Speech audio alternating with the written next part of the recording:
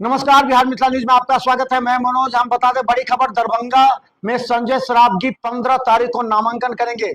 12 बजे 9:30 बजे दरभंगा के श्यामा मंदिर में पूजा अर्चना करने के बाद वो दरभंगा के अनुमंडल कार्यालय में जाकर के नामांकन पत्र दाखिल करेंगे।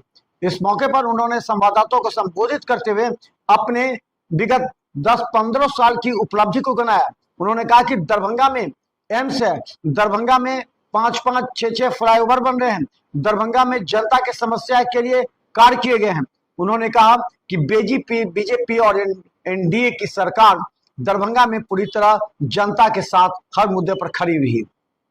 संजय सरावगी जब आज बोल रहे थे तो उनके चेहरे पर विश्वास भी झलक रहा था।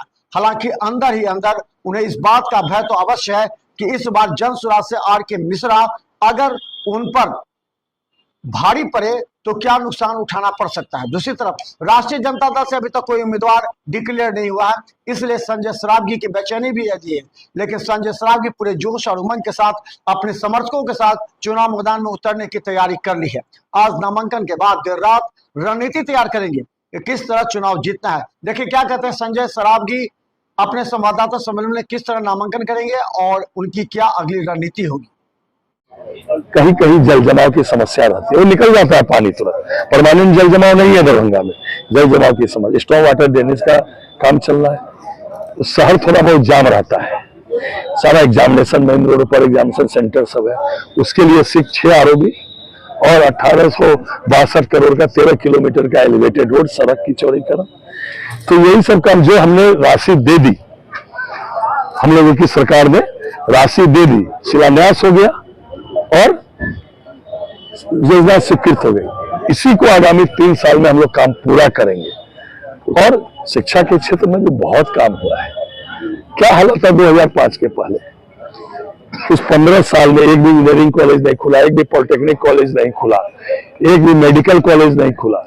आज पूरे बिहार में 16 मेडिकल कॉलेज है, प्रत्येक जिला में आज जो है इंजीनियरिंग कॉलेज है, प्रत्येक अनुमंडल में पॉलिटेक्निक कॉलेज है, दरभंगा में तारा मंडल है, दरभंगा इंजीनियरिंग कॉलेज चालू हुआ है।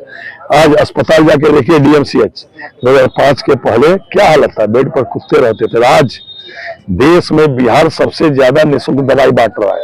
आप जाके हमारा इमरजेंसी देखिए, हमारा सर्जिकल वार्ड देखिए, 78,000 हो गया। कहां से कहां दरभंगा बढ़ रहा है, लेकिन सारी समस्याओं का निदान नहीं हुआ है।